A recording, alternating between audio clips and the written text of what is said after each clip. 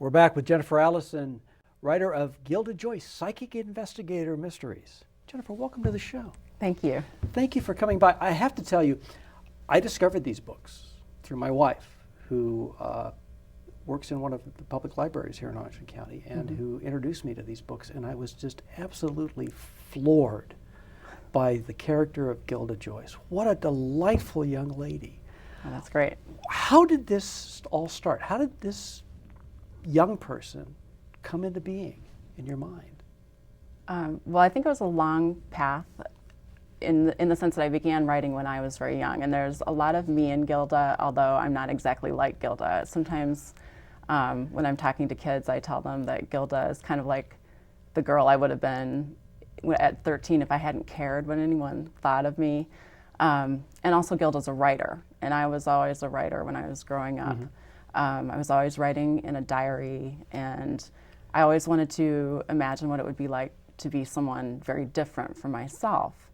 And I think Gilda's obviously got those qualities. She's a 13-year-old girl who's a writer, who wants to believe in the unexplained. She's very curious about the world, and she kind of wishes that life were more interesting than it is. She lives in Detroit, or actually Ferndale, which is very close to Detroit, and her life in the Midwest is not quite as interesting as she wishes it was, but she's, I think, the kind of person who makes things happen. When nothing's happening, she makes something happen, and I think that's what I admire about her. And so as far as coming up with her character, there's part of me in her, and I was always, as I said, always working on writing something, but when I was growing up, I didn't think that that would be my career. It was something that came about much later, and after I had developed writing in a lot of different capacities. I'd worked as a news reporter for a while. I had worked as an editor for a publishing company, and then eventually, after I had been out of school for about 6 years, I decided I wanted to get an MFA in creative writing. Right. So I went back to school to do that. So it was kind of a long path on developing my craft. And then I was living in San Francisco working on a .com publication, and I was a news editor for this publication. And I actually got laid off from my job, and my husband got laid off at the same time. And so I had some time on my hands, and I kind of found myself revisiting that old dream of really spending some time on my own writing, on creative writing, and taking a lot of walks in these interesting neighborhoods in San Francisco, and imagining what kind of people lived in these houses. And so I also found myself interested in an article that I had read, and it was about kids who lose a parent when they're young, and how that can have a couple different effects. And one effect is actually being more driven, actually feeling like there's something that you have to live up to. Maybe the parent had a lost dream that you never really, the parent didn't have a chance to fulfill that. And the other effect being sort of living life thinking, well, what's the point? I might die young myself. And so I kind of found myself interested in that idea. Well, what about a girl who has something to finish that her father didn't get to finish? He wanted to be a writer, and so she wants to kind of finish this dream of his. And that was part of the inspiration. And another part of the inspiration came from, as I was saying, walking around San Francisco into these interesting neighborhoods. And I used to look at these antique shops, and I found one that really specialized in typewriters. I mean, it really sold pretty much nothing but typewriters. And that's when I kind of thought, well, I want this girl, Gilda, to own one of these manual typewriters. And the story started to unfold there, that this typewriter was kind of a last gift from her dad, someone she had lost, and that she was a writer herself, and that she's also somebody, as I began to write more and more about her, who is investigating a mystery and something that's taking place in one of these houses in San Francisco. And so a lot of different influences contributed to the first book. Well, and it was fascinating reading about it. I love the manual typewriter thing, because in the books, what you do is when Gilda's writing notes to herself, when she's writing letters to her father, when she's summing up the adventures and the events of the day, and she's typing them on her father's old Underwood typewriter. We actually see that typewriter typeface in the novel, and it really takes you into her mind. And I thought that was very effective and very affecting because the level of innocence in some of her comments that she's writing to herself, notes, things to do, things to take care of, things to do, they're very straightforward and they're very 13. I mean, it just strikes the right note, and you just completely believe that this young lady is out there struggling to do this, and getting involved in what turn out to be real mysteries, real psychic, real otherworldly, real ghostly mysteries as we go through the 3 novels. They're real, they're really happening. And she does have a gift, or either that or she has an extremely itchy left ear. I'm not sure which one it is. Yeah, Gilda's psychic signal is a little itch in her left ear, a little tickle in her left ear. And at first she kind of thinks, well, maybe that's just something she's imagining. And then as the books continue, one of the things I'm kind of interested in is there are a lot of theories about the sixth sense and the idea that we all have some degree of psychic ability, even if we're not seeing dead people walking around everywhere. But I mean, almost everyone has that experience of thinking about that old friend and then you get the phone call the next day, or having a dream and then something similar happens. I mean, if you get people talking, everyone's got a story, even if they think they're completely skeptical. And I definitely am in that camp. I mean, I've had enough small unexplained experiences that I think that's kind of interesting. And I think that's what Gilda's character is partly about. She's just a smart, driven girl who is curious about the idea that, well, what could a person actually teach herself to become psychic? And she has a book that she studies called the Master Psychic's Handbook. So we have to talk about Professor Balthazar Frobenius, because he is what a marvelous character, and some of the quotes that you use from him are just terrific. I mean, they work to move the story along, but still, they're just wonderful observations. And then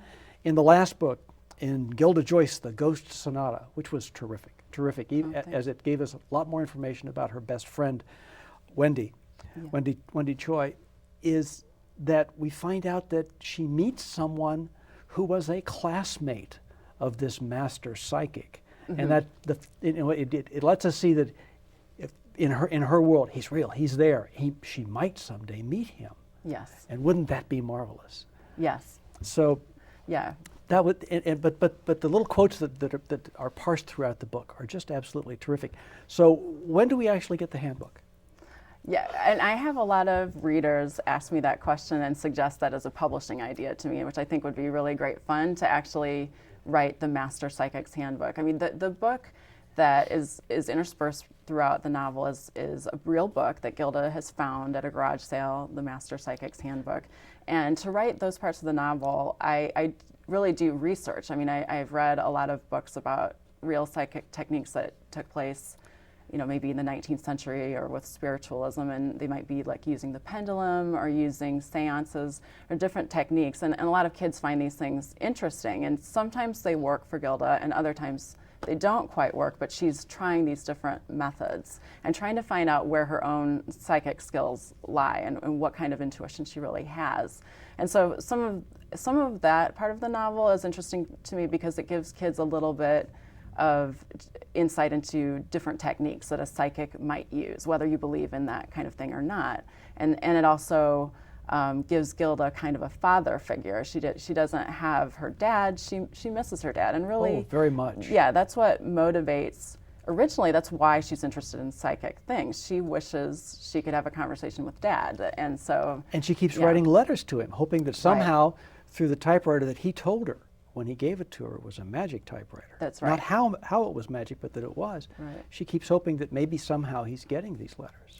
Right. There's that idea of, you know, can something that her biggest wish is something that can't really happen. She wants to talk to someone who's dead. And I always sometimes I do creative writing workshops, and I always tell kids, you got to know what your characters want. And what Gilda wants more than anything is her dad, her dad's dead. But what she does have is her writing. And I think that's one of the things, and that's something that I connect with her character about, is how writing can help one through a difficult time in life. And those letters, even if he's not sitting right there in the room with her, she really does have the sense that he can hear the letters or can respond, and they help her process problems that she's having. So yeah, she's a character who's always seeking that lost parent, but her letters that she writes help her find that connection a little bit. But she's got a loving, supportive family, even if sometimes they make her insane, as I'm sure she does them. She's a 14-year-old girl with a vivid imagination, bold as brass, willing to throw herself into anything. I mean, in the Ghost Sonata, she goes and talks to a don at one of the universities in Oxford, and presents herself as Dame Gilda Joyce and tries to affect that she's an older woman, very experienced, la-di-da, and it comes off beautifully. It comes off brilliantly, but the audacity and the willingness to try almost anything is just one of the most endearing traits about her. Right, and I think that's the way that she's the 13-year-old girl or 14-year-old girl that if I could have been like her and didn't care what anyone thought of me when I was that age, maybe those are the kinds of things that I would have done, just to have that kind of adventure and to be willing to wear something that you know, she doesn't care what other kids think of her, what other people think. I mean, she wants people to like her, but one of the things that I think a lot of the readers of these books really like is that she takes risks, that she has this freedom, and adolescents are so. There's a kind of tyranny during adolescence of what are other people going to think? Are you going to do the right thing? And you touch on it a lot in your second book. Yes. In the second book, in the Ladies of the Lake, you take your experiences teaching at a Catholic school. Right. You take and you take the experiences every teenager faces in terms of cliques and everything else like that, and make it the basis of the storyline, both for the setting and for the circumstances that bring the mystery to Gilda that she decides to solve. Yes. The tragic death of a freshman, right. 3 or 4 years beforehand, who fell through the ice in a man-made lake on the grounds of the campus, and passed away. Right. And I thought it was very, very fascinating watching her walk into this from public school, walking into a private school environment, and how she chose to deal with it.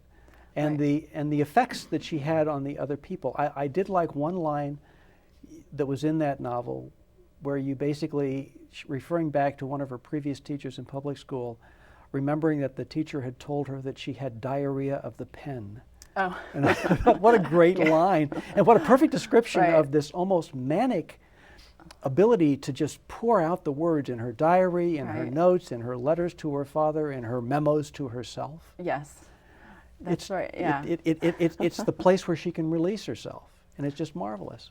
Right, and I taught Catholic school for a few years in Potomac, and I had such wonderful characters in my classes, and I didn't base any of the characters in Gilda Joyce and the Ladies of the Lake specifically on anyone in that school, and yet while I was teaching, I really felt I've got to write a book set in a school that's kind of like this one. So I used some aspects of the school as a model, and when I was growing up, I went to public school, but I think coming from a public school background and then being a teacher in a Catholic all-girls school, I found myself kind of as an observer. I don't know if it's too overblown to say an anthropologist, but I was looking at the obsession with skirt length and some of the quirks of the school I found really funny and interesting. And I really just loved my students. They were just really smart and curious girls.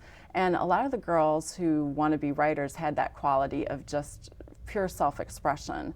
But at that age, you're also in an environment where everyone is pushing you to follow the rules, and some of that's necessary, but also I found that inspiring, the freedom of expression and really the creativity that kids can have at that age, and I think that Gilda has that. I want to talk about two other things. One is, as we go through the books, beginning with Gilda Joyce, Psychic Investigator, going into the Ladies of the Lake, and with the Ghost Sonata, in each instance, the manifestations of the spirit world, or the hauntings, or the expressions and the presence of the ghost, in each instant become more pronounced. In the final book, in the Ghost Sonata, her friend Wendy is almost taken over by the ghost of a young man who died tragically before he could play his first composition. Yes. And even Wendy hears it. Now Gilda's convinced Wendy may have clairaudience, so that because of her musician's background and her keen hearing. So in each one, the manifestations of the supernatural become more present, more profound.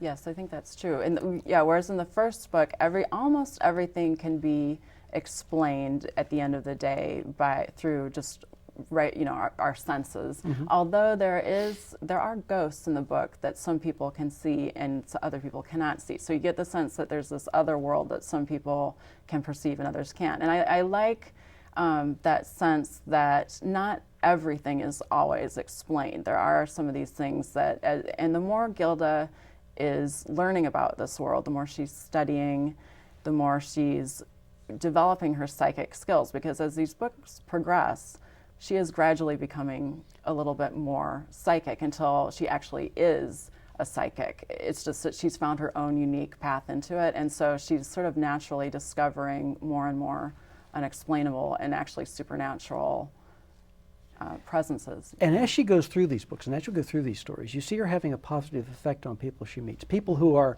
just as lost as she is and don't have her confidence, who aren't as sure of themselves or as determined. And sometimes I think it's not so much courage as it is just sheer determination that brings her through these things. She has an effect on them, and it's a good effect. You see people, even her best friend Wendy, finding herself as a musician in this last book. And as we go through these, I will say this thing I say to almost every author here, and it's the bane of every author's ears. Okay, we have 3 terrific books. What's next? So do we have another Gilda Joyce adventure to look forward to? Yeah, well, luckily I can say yes. Unfortunately, I don't have to say no. Well, the 4th book in the series is called The Dead Drop, Gilda Joyce and the Dead Drop. And that book is set in Washington, D.C., and Gilda is going to be doing an internship at the International Spy Museum in D.C. Of course! Yeah, so it's a perfect match. And the Spy Museum is just a great place for kids and for families because they have just a great collection of spy gadgetry, and then they tell a really great story about just the whole history of espionage. And so I thought, well, this is a place where Gilda would really want to hone her skills to learn what it means to be a spy, not just a psychic. And of course, once she's in DC, she gets herself kind of embroiled in a real case of espionage. So it's a book that kind of takes Gilda on a path that's an even more serious crime that she ends up kind of investigating. So we can expect Gilda and the Dead Drop when in 2009? The publication date is May 14th, 2009, and I'm going to be doing an event at the Spy Museum in May. So if people are interested in that, they can check GildaJoyce.com. We have that to look forward to, and we will keep up with GildaJoyce.com to make sure we know what else you're going to be doing in the area. Jennifer, we're out of time. I'm so sorry, but thank you so much for stopping by, and thank you so much for Gilda Joyce. What a delightful character, what a delightful person to follow her adventures. It's just a terrific series of novels. Thank you. Thank you. Thanks. And thank you again for coming by. Thank you for having me. That's it for this edition of Fast Forward. Hope you found something of interest. We hope you'll come see us again. Until then, this is Tom Schott saying, take care.